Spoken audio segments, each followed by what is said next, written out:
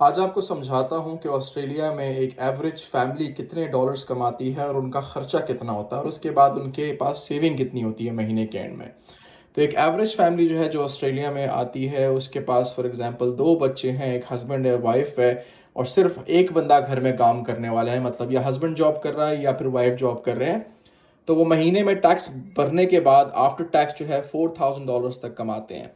ये बहुत ही average income है, इससे ज़्यादा भी लोग कमाते हैं जो कि इतना मुश्किल नहीं है अगर आप मल्टीपल जॉब्स यहाँ करते हो या हाई पेड जॉब करते हो। अब उसमें से आपने किराया देना है, रेंट पे करना है और रेंट जो है वो बेसिकली आपने 2 बेडरूम जो है वो आपने अपार्टमेंट लेना है या टाउन हाउस लेना है, उसका महीने का जो रेंट होगा वो होगा $1,800, $1,800। आप एक एवरेज सी लोकेशन में, कोई ज़्यादा पॉश नहीं होगी, कोई बहुत भी गंदी नहीं होगी, 2 बेडरूम का, एक बाथरूम का या 2 बेडरूम, 2 टॉयलेट्स का या सिंगल गैराज साथ उसके इंक्लूडेड होगा, आपको $1,800 उसका किराया देना पड़ेगा। उसके बाद आ जाते हैं इलेक्ट्रिसिटी और इंटरनेट के ऊपर। आपकी जो बिजली का खर्चा होगा वो होगा मंथली $150, इसलिए कि यहाँ पे नॉर्मली या तो आप मंथली इलेक्ट्रिसिटी पे करते हो या फिर आप जो है वो हर 3 महीने के बाद बिल भरते हो। इस घर के किराए में बिजली का बिल शामिल नहीं है, तो आप 150 राउंड जो है आप इलेक्ट्रिसिटी का बिल पे करोगे। आपके घर में मंथली जो है इंटरनेट का बिल आएगा $80, इससे थोड़ा सा भी कम हो सकता है लेकिन नॉर्मल यही एवरेज है। $80 में आपको अप टू 50 MB/सेकेंड की स्पीड मिलती है। तो ये बनता है टोटल $230, $230 जो है आप बिजली और इंटरनेट के पे करेंगे।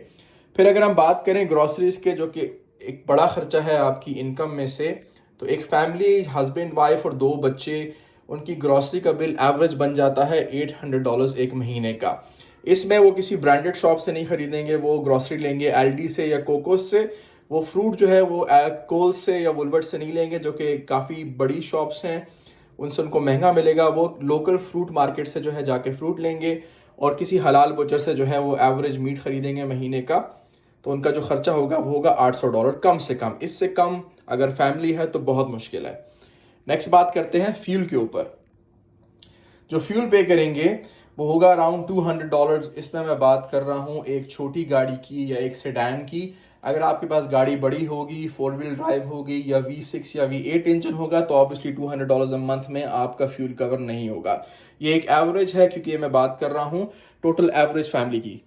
अगर हम बात करें एंटरटेनमेंट की, जाहिर बात है सिर्फ जो है वो इनकम के बाद किराया, उसके बाद बिजली के बिल, उसके बाद खाने के बिल, ये पे करना नहीं होता। आपने फैमिली को बाहर भी लेके जाना है, महीने में 1-2 दफ़ा आपने उनको बाहर खिलाना भी है, कोई बबल टी खरीदेंगे, किसी रेस्टोरेंट में आउटिंग करेंगे, तो कम से कम आपका $200 जो है वो अ मंथ उसमें भी एक्सपेंस आएगा। ये सारा मैं अभी कम बता रहा हूँ उन लोगों के लिए जो अपना हाथ खींच के चलते हैं।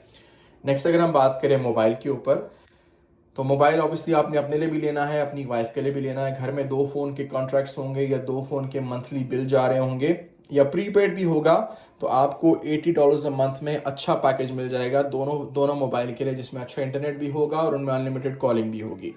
ये सब भरने के बाद अगर आप एक एवरेज बंदे हैं, टैक्स भरने के बाद महीने के $4,000 कमा रहे हैं, तो आपके पास बचेगा $690, $690 आपके पास महीने का बचेगा।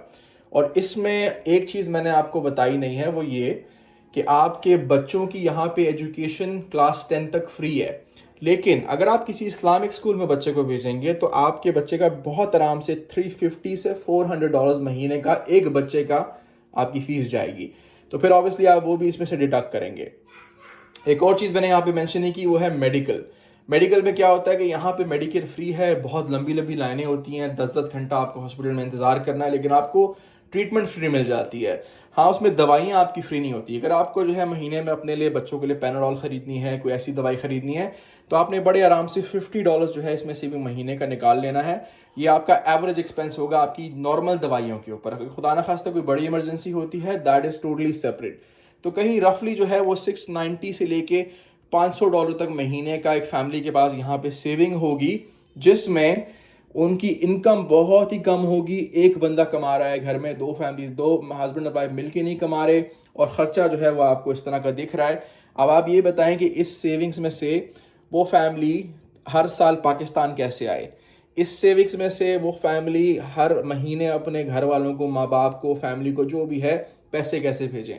अच्छा, अगर वो साल, 2 साल बाद, 3 साल बाद पाकिस्तान आते भी हैं तो ये बताएं कि इस सेविंग्स में से वो आपके लिए ब्रांडेड परफ्यूम्स कैसे ख़रीदें, वो आप सब फैमिली मेम्बर, सब मामू चाचू ताया सब के लिए गिफ्ट कैसे ख़रीदें।